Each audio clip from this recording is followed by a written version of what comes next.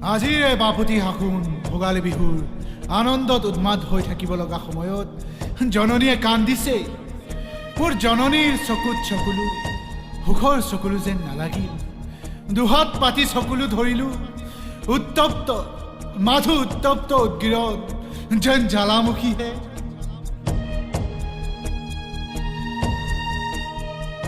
ভয় খালো, শংকিত হলো, কঁপি কঁপি সুধিলো, কিয় এই চকুলো আই?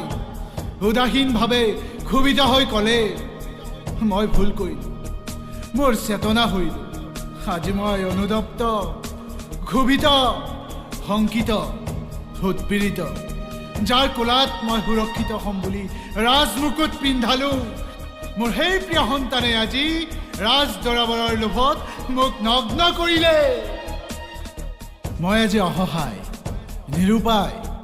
মোৰ নিজৰ মঙহে আজি মোক ভণ্ড অহংকাৰ স্বাভিমানৰ বলি হৈ মাথো নিজৰ স্বাৰ্থ, ভোটৰ স্বাৰ্থ মোৰ সমস্ত হৰণ কৰিবলৈ উঠি পৰি লাগিছে।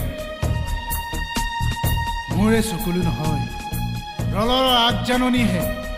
যদি সময় থাকোঁতে শুধৰণি নকৰে, জননীৰ চকুলোৰে মহাপ্ৰলয় হ'ব, উটুৱাই লৈ যাব তাৰ মুকুল চিৰদিনৰ বাবে।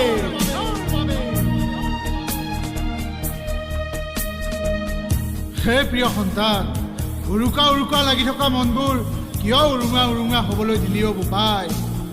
জননীক তোৰ কোলাতে লাঞ্ছিত সুলণ্ঠিত হ'বলৈ নিদিবিও বোপাই। মই আকৌ এবাৰ কৈছো, জননীক ধৰ্ষণ কৰিবলৈ নিদিবি এই বাংলাদেশীৰ হাতত। মই তোক লৈয়ে ৰচিছিলো জননীক ৰক্ষা কৰাৰ সপোন, আৰু ধৰ্ষিতা হ'বলৈ নিদিবি। অসমৰ জাতি মাটি ভেটি ভাষা কলা সংস্কৃতি সাহিত্যৰ ঐতিহ্য ধৰ্ষিতা হ'বলৈ নিদিবি। পৰ্বত পাহাৰ ভৈয়াম বৰাক ব্ৰহ্মপুত্ৰ খিলঞ্জীয়াৰ অস্তিত্ব নিদিবিও বোপাই। সিহঁতৰ হাতত আকৌ এবাৰ নগ্ন হ'বলৈ তোৰে আই জননী। জননী জন্মভূমি স্বৰ্গদপি গৰিয়সী।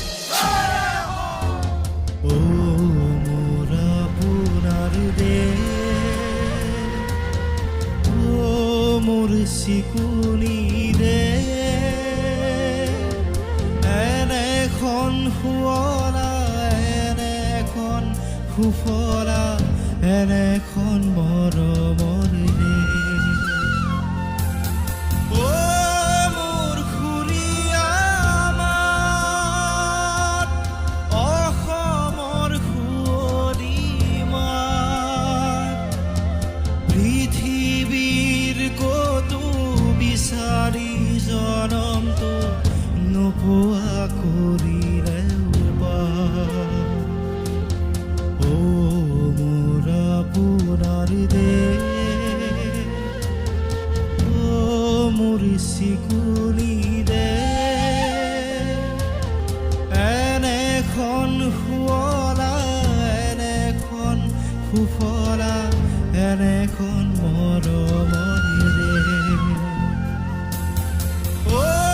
মোৰ উপজা ঠাই, মোৰ অসমীয়াই,